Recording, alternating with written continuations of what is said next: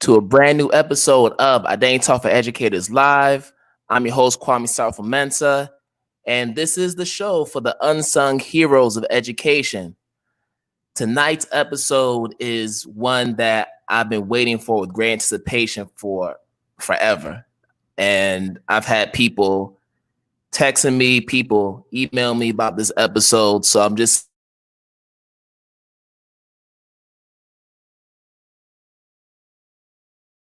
fire teacher ever, according to Complex Magazine. She's a teacher coach. She's a slam poet, an author, curriculum designer, entrepreneur, and the list goes on and on. But I'm just excited to just get right into this conversation. And I'm not going to waste any more time because I'm going to bring our guest to the show.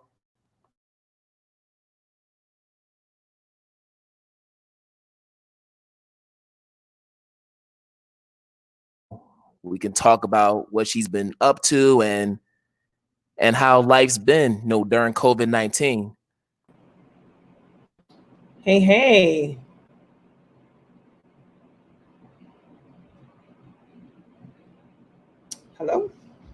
Hello? Yeah. What's going on? So yeah, how's it been? Good. I think the last time I saw you was State of Black Learning in Pittsburgh. So it's been quite some time. I think they're good. Oh boy.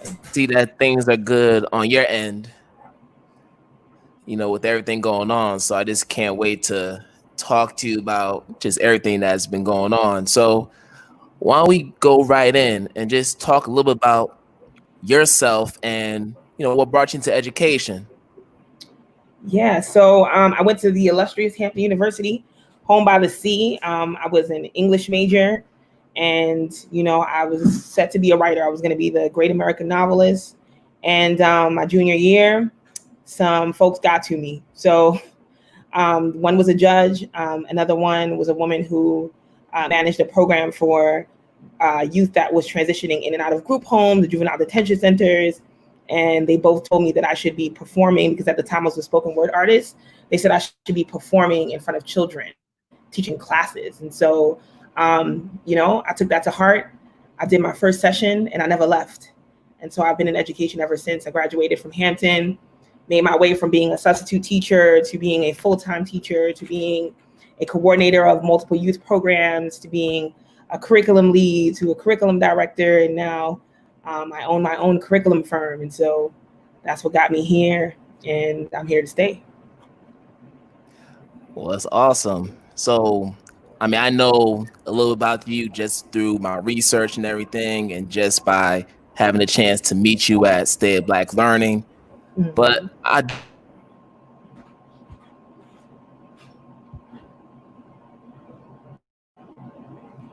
a dope platform that you've created for teachers to access resources on the history of Black. Yeah.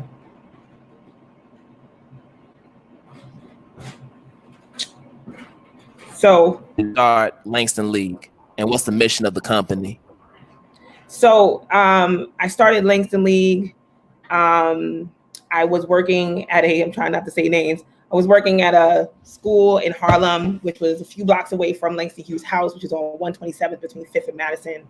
And, Langston Hughes is my favorite poet. My mom's been reading his work to me since I was in the womb.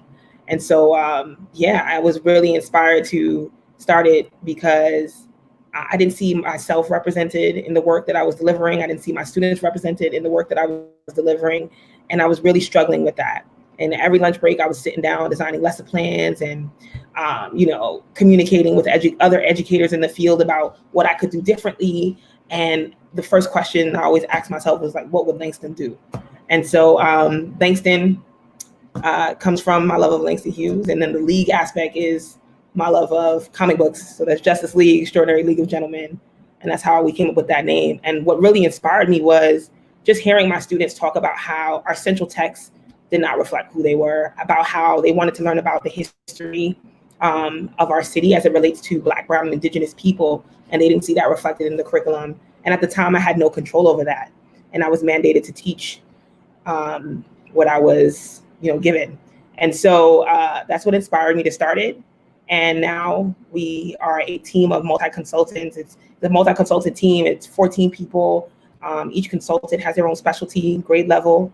And we work with numerous clients all over the United States and the world. Honestly, we have clients in Canada as well, in the Caribbean. And it's been an amazing experience to be able to wake up every day and, ensure that my students are represented in every way possible.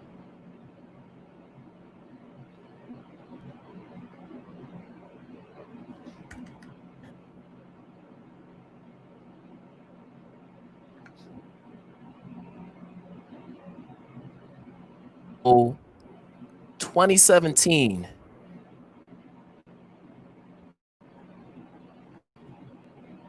It's like breaking up a little bit. Can you hear me? Yeah, you're breaking up a little bit. Okay. I don't know why that is. Yeah. So I was saying, so we can go back to 2017 and you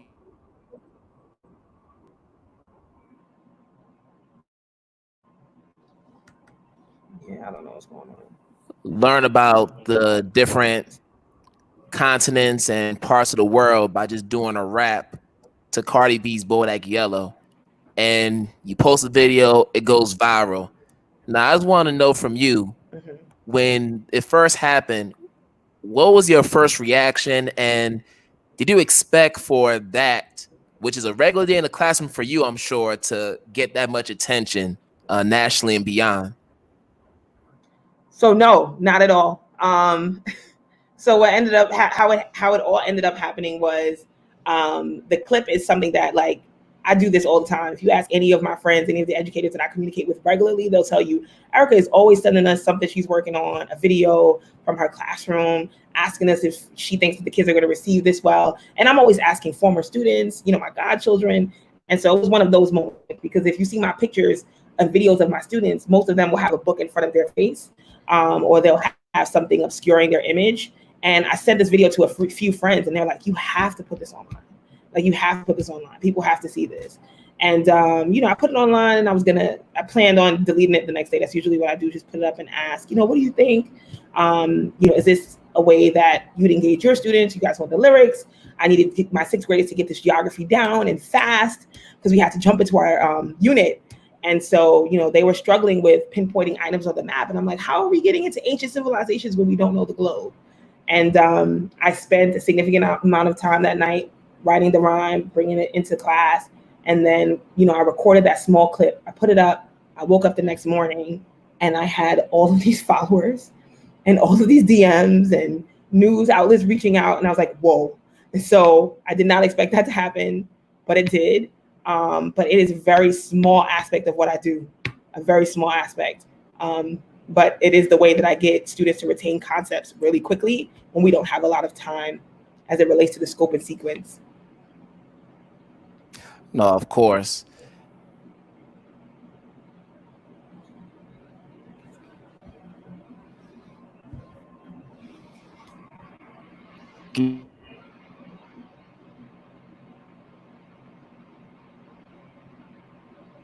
Professional development to different schools and different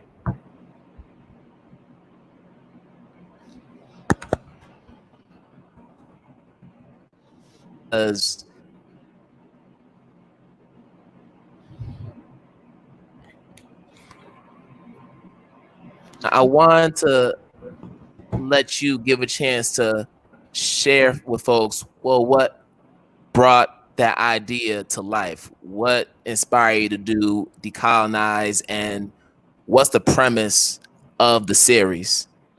Right. So there's a few things that inspired me to do Decolonized. So the first thing is, I used to teach across the street from Central Park, and there is a lot of history connected to Central Park that I was well aware of, but again, had mandates to teach particular things. And I was being observed all the time. So I couldn't just launch into whatever I wanted to. And my students came to me and they said, Ms. Buddington, there's these women, they're in gowns, and they're standing outside of this statue. And what's going on? And immediately I knew like the statue of J. Marion Sims, who they call the father of gynecology, was outside. And I said, there has to be a protest. And so I just jumped into a lesson really quickly, like giving them the overview of this horrible man who believed that Black people could not feel pain. And when he did experiment, let's be real about that, with Black people in the medical field, he did not provide any sort of anesthetic. And so that was problematic. And I wanted to ensure that my students knew what was happening. And they're like, well, why don't we learn things like this in school? You know, and I'm like, what else can we learn? And I started thinking of all the things I wanted to teach them. And unfortunately, once again, there were aspects that I could not modify. And so while I did, you know, have some moments where I could teach two curriculums at one time, let's be quite honest. I had a dual curriculum happening. The reality was there were many moments where I was being observed and, you know, that person was saying, well, that's not exactly what I've, you know, prescribed here for this particular class. Can you stop teaching that and teach what we've asked you to? And so I went to another school, and a close friend of mine and I, we talked, we had a lot in common. We were obsessed with Zora Neale Hurston and Eatonville and Freedmen's Towns. And she was like, you know, I just wouldn't care. Like, I would just do it. And if they catch me, they catch me, right? Like, it is what it is. And so I said, you know what? You're right. And the idea for Decolonize came to me, and I started to get on my IG and tell these stories and try to gauge how former students and families and parents would respond to these stories, and they love them. And so I said, okay, I have something here. And the friend that I had this conversation with, she actually was a history teacher at the last school that I taught in. And she recently passed away from COVID. And yeah, it was a really still a rough time. It was a really rough month for me. I had COVID myself. And I was also grieving. And I just remember like waking up every morning and thinking about those conversations. And something said to me, like, this is not what Zoe would want. Like, she would want you to get up and she would want you to do this work, because that's what she was about. It was about kids seeing themselves, kids having decolonized versions of history, and children really understanding the context that they came from, and that history does in fact repeat itself. And so I got up, I grabbed everything I needed to create, you know, little things in my backdrop from Dollar Tree. I got me a lighting kit. I got me certain apps on the, you know, my phone. I called all my friends about what mic to use, and, you know, I just did it. And next thing I know, like, I had former students and parents and teachers and homeschool collectives hit me up and saying, keep going. And at this point, we are now in the midst of like 3 different collaborations that have been born from this thing that, you know, took off around May, right? Really. So it's been a wild ride, but it's just beginning. And that's where the idea came from. But what I want students to take away from Decolonize is I want them to understand that they're walking on history all of the time. And there's something about being in a space or walking past a building or just knowing of a movement that has occurred in some place that you walk past every day, or a prominent space that, you know, comes to mind when you think of a major city or a rural area that you're familiar with, and knowing that historical context and the fact that it's happened over and over again, and you can track those trends and those patterns. You can use that context in any industry to fight for equity. And that's really what I want, right? So when my students are advocating for themselves, you know, I remember they were so adamant about having Central Park trips. They're like, we're right across the street from Central Park. We don't understand why we can't go to Central Park every day. And I had taught them about Seneca Village, and we had conversations, but it was like really brief conversations we had. They weren't even full-on lessons. They started to advocate for themselves. Like, so you're telling us that we're receiving this pre-Civil War, post-Civil War instruction in 7th grade, but you're not listening to us, because what we're telling you is there are items that are connected to our curriculum right now across the street. This is ridiculous. And at that point, I didn't have to speak up anymore. And I was like, well, this is the point of having that decolonized material. Students can advocate for themselves when they get older. They can tell you the historical context of the industries they wish to be in, to ensure that the wrongs don't happen again. Wow, that's just an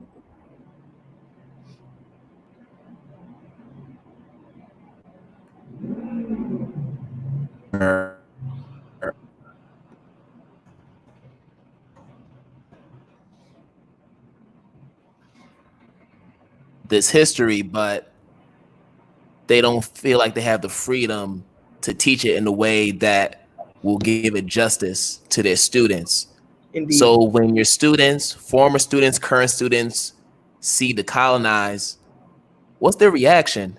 I'm sure they're like, oh, Ms. Buddington's on YouTube and that's my teacher. Like, what's been the reaction from your students, former and current? Right. The first reaction is, oh my God, I did not know this. Why aren't we learning this in school? Of course, that's always the first reaction. And then the second reaction is usually, how do I do what you're doing right where I am? And so I have students that have called me to tell me that they looked up street names and realized that Auction Boulevard was in fact where, you know, enslaved people were auctioned. Till children come to me and tell me that they realize that their neighborhood is named for a prominent, you know, Black figure. Like, there's a student of mine who moved to Maryland and he lives near Henry Highland Park. And he's like, oh my gosh, I never even thought to think, like, to research this name. And it wasn't until I watched Decolonize that I wanted to know, who is this person?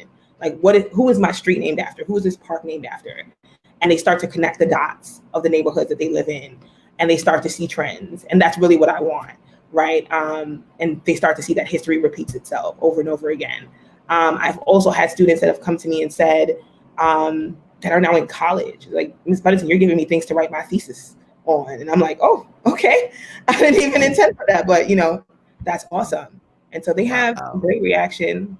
I'm excited. But the parents, they are, I don't know if they're doing this with kids' permission. I mean, some of them I'm sure are, but they're getting like videotapes of their kids jumping around and rapping the intro. They're getting kids trying to learn the lyrics. I have kids who send me like videos via DM. Well, the parent will send it and kid will say, hi, Ms. B, I had a question. You didn't cover this in your video, but I'm sure you can tell me. And it's like, wow. So they've got like homework for me and follow up. It's been pretty awesome. Oh man, that's amazing. But it just comes to show you what's possible when we supplement what's provided in the textbooks, which at many times provide incorrect information and biased information about the history of our people.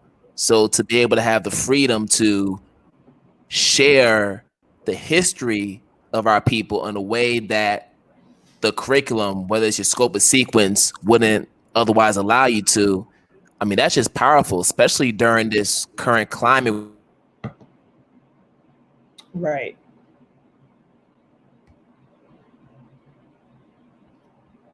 Tensions going on with police brutality and all the other things that are transpiring. But I want to talk about your partnership, because Langston League now has a partnership, one of many, with Flipgrid, and which is an incredible platform for schools. Now, I haven't had a chance to use Flipgrid in my classroom, but I wanted to just give you a chance to just share, you know, what that partnership is and what kind of program will be provided through that platform. Right. So right now we're working on a series called Black Gotham. It's under the Decolonized umbrella. And so we're going to be exploring inner cities that once had freedmen's towns. And so we'll be moving from New York to Houston, to Chicago, to Rosewood, to Eatonville, to Tulsa. And some of those are rural areas as well, and or not your major urban cities. But we do want to talk about the rebellions and the renaissances, right? The triumphs as well as the tribulations for each city. I think that often when we hear Renaissance, everybody's mind goes to Harlem. And what people do when they focus on Harlem is they erase all of the renaissances that were happening simultaneously. So Black Wall Street is a renaissance, right? There's the Black Chicago Renaissance. There was a Houston Renaissance happening. And so there's this book that I love. It's called Black Gotham, and it's by Carla L. Peterson. And she's a professor who writes about, you know, early 19th century African-Americans. It was a very wealthy population of African-Americans here in New York. And a lot of people don't know that. I mean, Washington Square Park is literally built on a potter's field that had predominantly African-American people. Before it was a potter's field, it had 30 freed African farms, right? People don't know that. And so reading her work and reading some of her contemporaries has really pushed, what I believe students should be learning in the classroom. And so what I want to do is I want to take that same framework, because her whole belief is that we need to uplift these stories before this erasure takes place, right? Where they're gone and they're just like, they're unattainable, right? You think about Seneca Village and how it existed for 30 years between 1827 and 1857. And then we find out that it wasn't until the 80s that someone was able to rediscover it, right? And so if it were not for that person, would we even know about Seneca Village? Would there be a memorial or coming or signs there? That have issues with that as well. But I say all that to say, I want to create a series that covers multiple cities.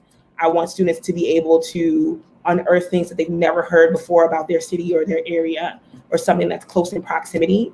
And then the other aspect of Black Gotham is having professional development clips for educators to be able to enact this in their classroom, for parents to be able to enact this at home, and how to launch interactive activities that have students literally going out and becoming historians themselves. Of course, social distancing, but looking at those street names and knowing, like, I'm from Brooklyn, and there's I'm not from here, I live here.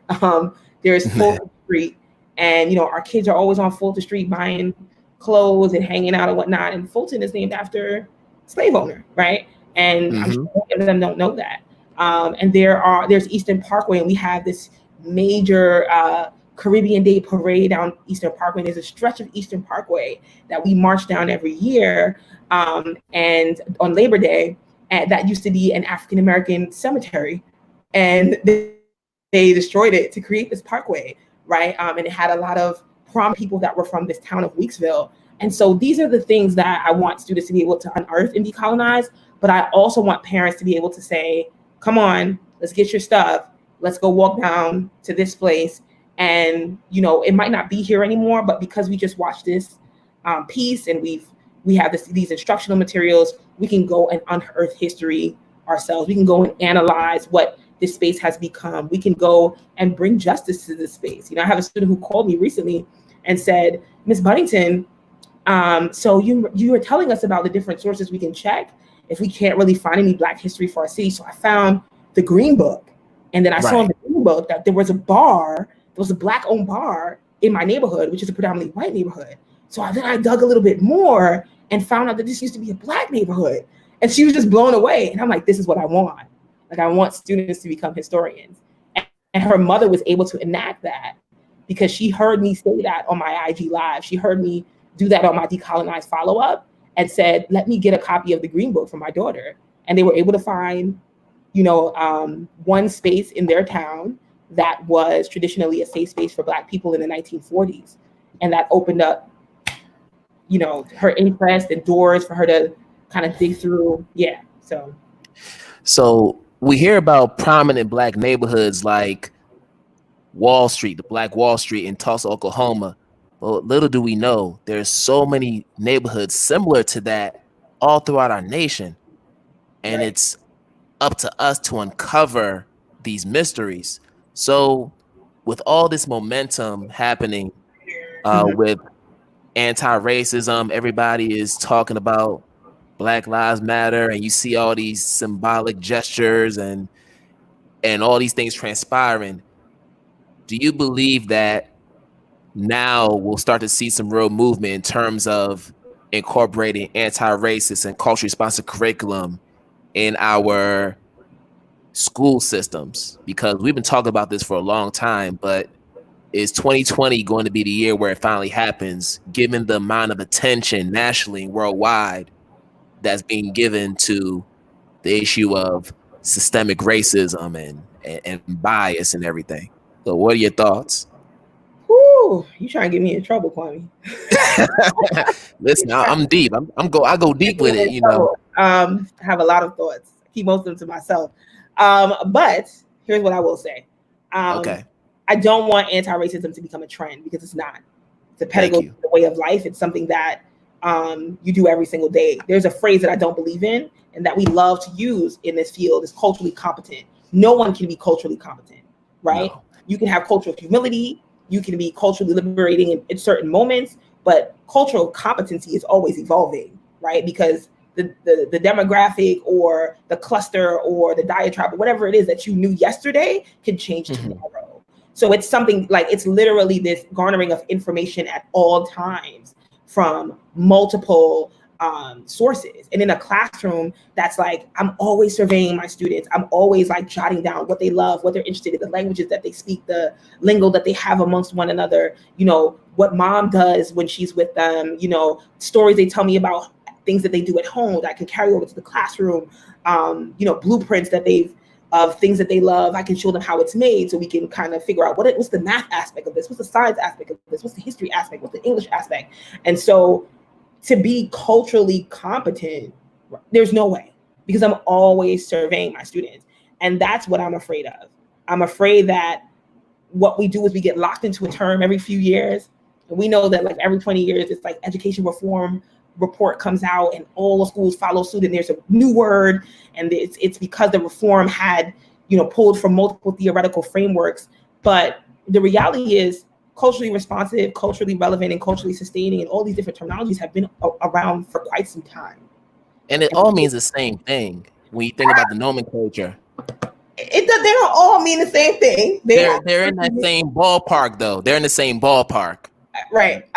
But I struggle with the trend aspect that's happening now, right? Where we're clutching a particular text and saying like, once I read this text, I've done the work, right? I am now anti-racist. No, like that's not how it works, right? So the work that I do is inherently anti-racist because I'm always questioning myself. I'm always reading theory and figuring out ways to apply said theory to ensure that my practices are equitable, to ensure that I am not enacting white supremacy in my classroom, to ensure that every child feels welcome, every child feels safe, to ensure that I'm embracing gender expansive youth, that all Black lives matter, right?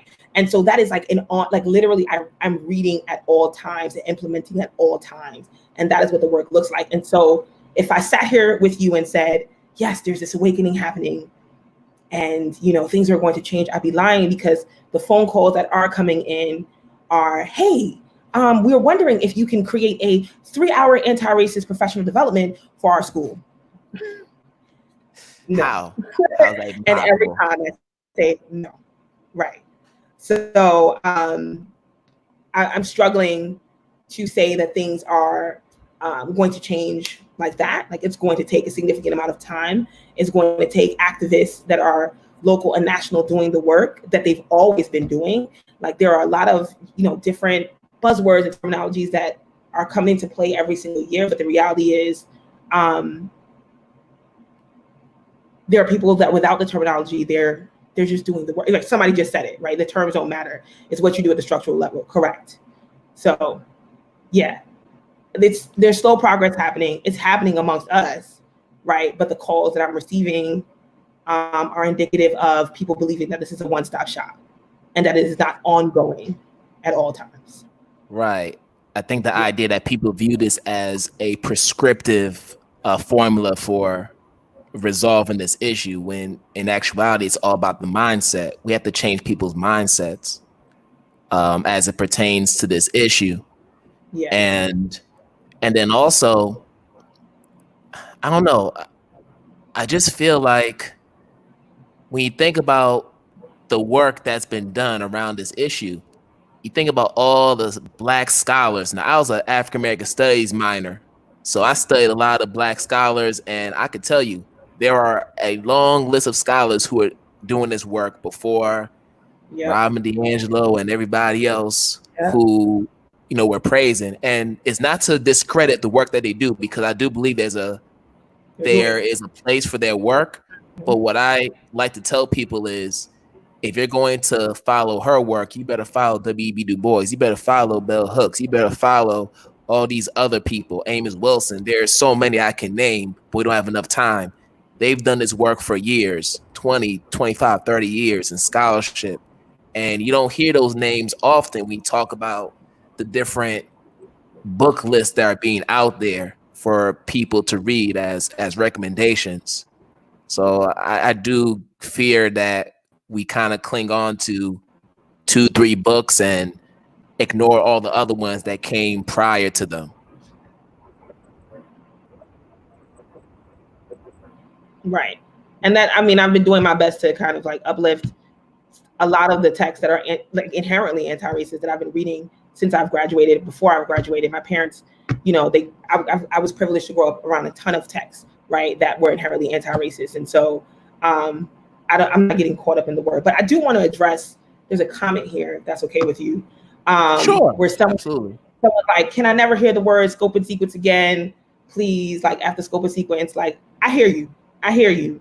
But I also want us to acknowledge that there is privilege connected to the things that are weaponized against a lot of our educators, right? And so when you have standards, when you have standardized tests, when you have scope and sequence, when you have all of these items that in many schools are weaponized against educators as a way to take away their job, which we have to remember there are things tethered to, right? Providing for your children, healthcare, providing for your significant other or your household or what have you, ensuring that you can live a particular lifestyle that ensures that you get to work on time, you can afford transportation, etc. It's easy for someone like me who does not have children, who does not have those ties, to go like, I can do whatever I want, right? But it's not easy for everyone. And so I want to ensure that while I do believe that we should be able to, you know, enact the classroom in ways that are revolutionary, and I don't want to reimagine and reform anything. I want to abolish and build from the ground up, right? There are people who don't have that privilege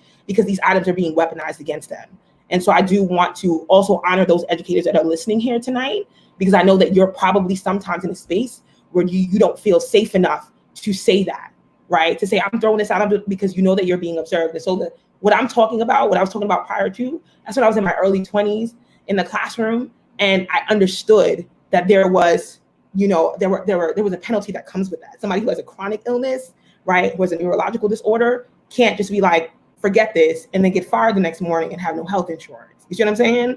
And so I want to ensure that while we honor our students by, you know, abolishing all the things that are harming Black, Brown, and Indigenous children, we also honor the educators who cannot untether themselves that quickly, and we provide them outlets and resources to do so.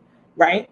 And we ensure that we're calling out the institutions and the leaders that are allowing those things to exist. But unfortunately, not everybody can do what we do. Well, you know, Erica, as you were talking about that, it reminds me of a project that I did with my 7th grade students a couple years ago, and I actually wrote an article about it on Edutopia about how you can create a culture responsive lesson in math, because we know that in ELA, in social studies and science and other kinds of areas, it's easy to integrate that type of content in those areas. But in math, it's its own different animal in terms of that. So I was just thinking about how I waited until after testing was over to do a project. And I did that intentionally because I knew it was low stakes. I knew that if I did it in April, May, I wouldn't get in trouble because it wasn't happening in the heart of standardized testing, where we're preparing kids, we're doing benchmarks, and we're doing all these assessments to check how they're doing in preparation for the big state test. And I just tell people, in hindsight, if I was brave enough, I would have done it maybe in December, maybe in January, at the very height of the period. But I did it near the end of the year where I knew it was low stakes and we've already gone through the testing period. So that's just an example of how we feel like we're trapped within our respective systems to do what we know is right for our kids, at least pedagogically, instructionally, and how we just have to change the way, we have to totally revamp the way the system is. But it's going to take a lot of work, and it's going to require our stakeholders to really speak up. And I think we're starting to see that in small steps, but it's going to take a lot more effort for that to ultimately happen. Yeah. I mean, and it's, again, I said it's happening with like local activists. I'm getting calls from moms who are like, I've had enough. I'm on my PTA board. And I'm, you know, or I'm a teacher that is like, listen, don't tell my school that I called you, but right. And what I'll do is I'll just reach out to the principal like, hey, I just want to touch on some items that, you know, you might need some assistance with. And the principal, next thing you know, we're launching a full-on series of professional developments, and they have no idea that the instructor that led that change is sitting right in the room, right? But could not say that. They had to like call us on the low for us to enact it. So it's happening, right? But it is going to take time. And I don't want people to think that, you know, changing structure, changing policy is a book club. It's not. Like, it's really not. There's a lot of work involved. There's a lot of, you know, action versus performative, like performance that needs to happen. I've seen a lot of Black Lives Matter murals in education, right? And not a lot of policy change.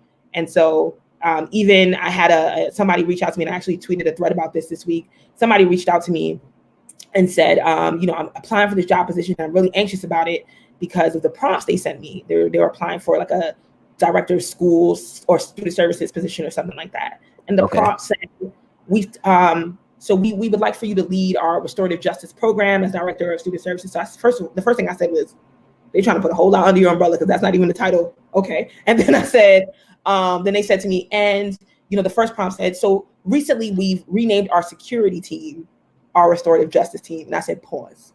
Like, excuse me. And then it was like, our security team facilitated detention prior to this, but now we're calling detention reflection.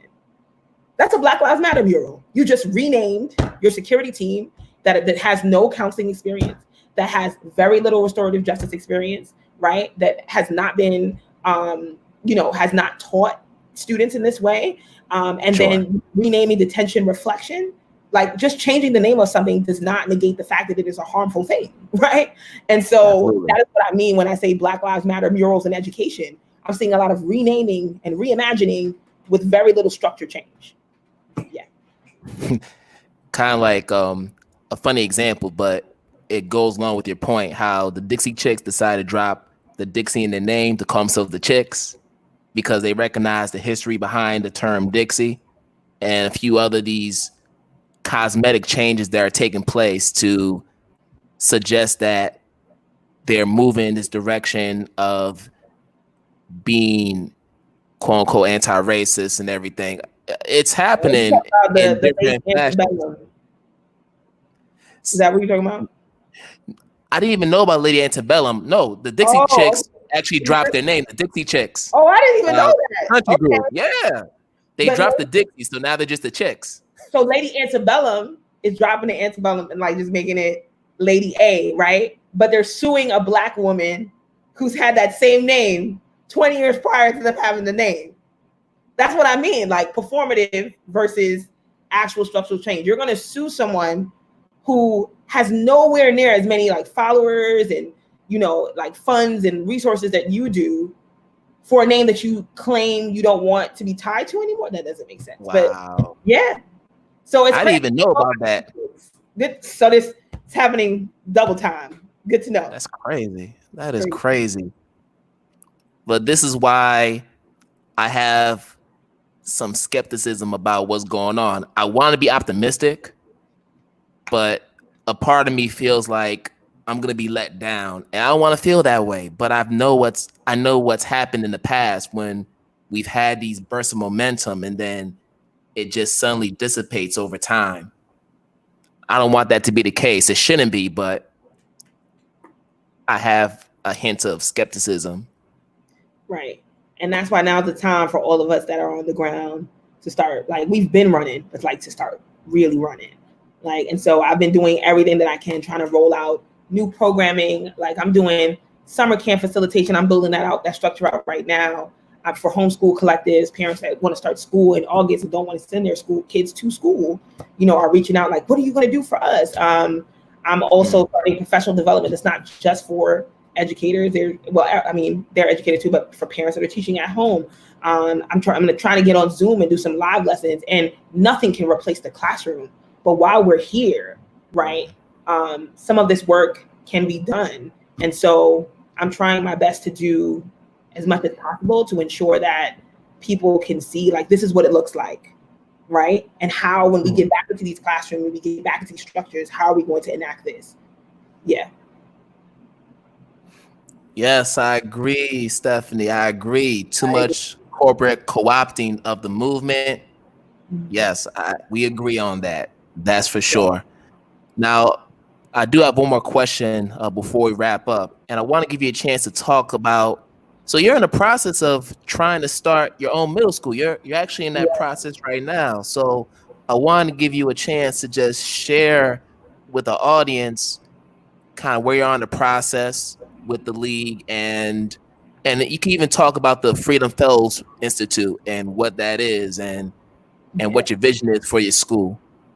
So the Freedom Fellows Institute, they are an institute that is based in Memphis, Tennessee, and they are trying to take leaders of color that want to build high quality schools back home, or maybe in a town that they have an attachment to. Maybe they went to college there, they have family there. And so it's a year-long program. And that year-long program requires we traveled and we went to multiple conferences. One of those conferences was State of Black Learning, where I met you and had a chance to go on your culturally responsive session. And then we also visit schools, and we see different models. So I saw a model in DC where each grade has its own counselor and psychologist. So not only students are receiving weekly therapy, so are teachers. I was like, what? This is crazy. We went to another school that has an entire greenhouse program, environmental program. We went to schools that are enacting culturally responsive teaching through, just adopting different traditions of the students in the diaspora that attends their school. And so I've just been, have had a chance to do something that many educators don't get a chance to do, is to step outside of your neighborhood and see schools that are doing this work across the nation. And that was really cool. And so while we're doing all of this, we are required to write our proposal for our school. Unfortunately, New York State has halted their second round applications because of COVID and because of budget cuts. And so, we're going to try again next year to apply when everything opens back up. And we knew that was coming. It's happened in multiple states at this point. But really, the league is something that I didn't have growing up. And so I want students to, of course, history is going to be our foundation, but I want them to experience a school where you have culturally responsive educators in a culturally sustaining environment. But I want students to have a range of things that they can choose from, and essentially be able to build out a portfolio of work before they leave middle school. And that's something that just does not happen in the middle school level, right? And so I'm not releasing what exactly we're doing until it's going to come out 7 days from now, literally. And we're going to put it on the IG, like what the different quadrants are. But we do have some excellent educators building out in our instructional material, and, what each student can major in. We're mirroring majors of sorts at the league. And so it's going to be amazing. And my board members, they're amazing. They've been locked down. So that's where we are in the process. Oh, man, that's awesome. Sounds like a rebirth of the Freedom Schools movement. We're bringing back the Freedom Schools. Got to bring them back. Yeah, that's what it sounds like. We got to bring them back. But Erica, man, this has been a dope conversation, and I just appreciate you for taking the time to just speak with us tonight. I know it's been a very trying time, so I'm even more grateful for everything, and I just want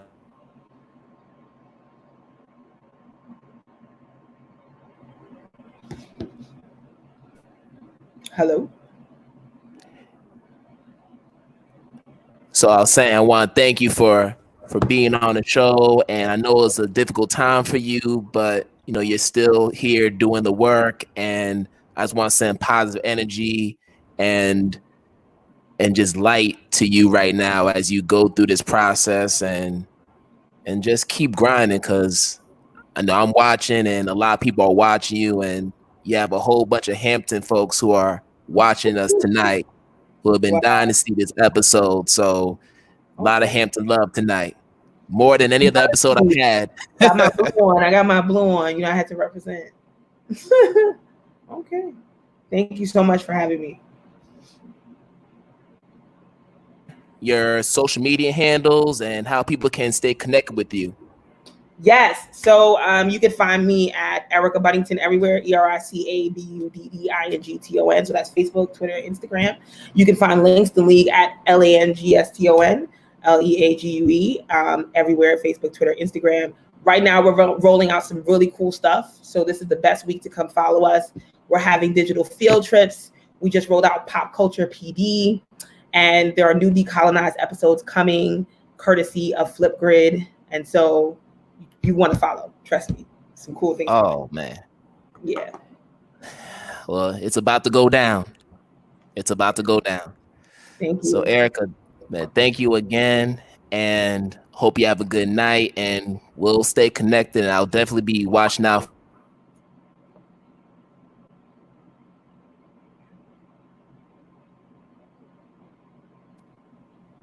So thank you.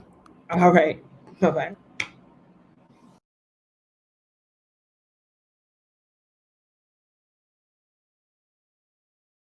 Episode of IDTALK4ED Educators Live. And listen, y'all, I don't know what's going on with our internet today, so I apologize for this. Usually we have much better connection today, but you know, the show has to go on. People have been dying to see this episode, so I'm grateful for those who stuck with us through all the glitches and the technical difficulties to watch this episode through.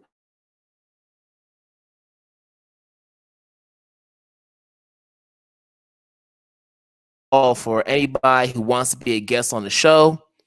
If you know anybody who is doing some great work in the community, does not have to be a traditional educator. It could be somebody who is teaching adults at a community center. It could be your neighbor. It could be a student, a child.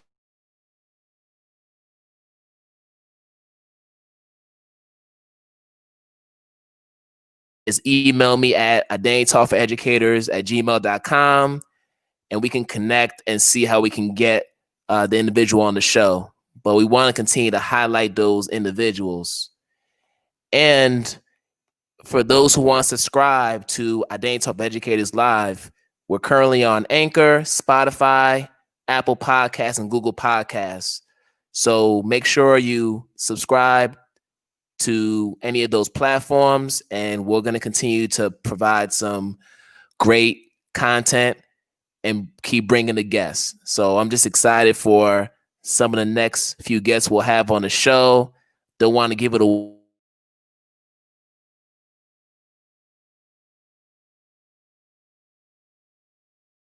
That's all I have for today. On behalf of Erica Buddington, I'm your host, Kwame Sarfo-Mensah, and I wish you all a good night.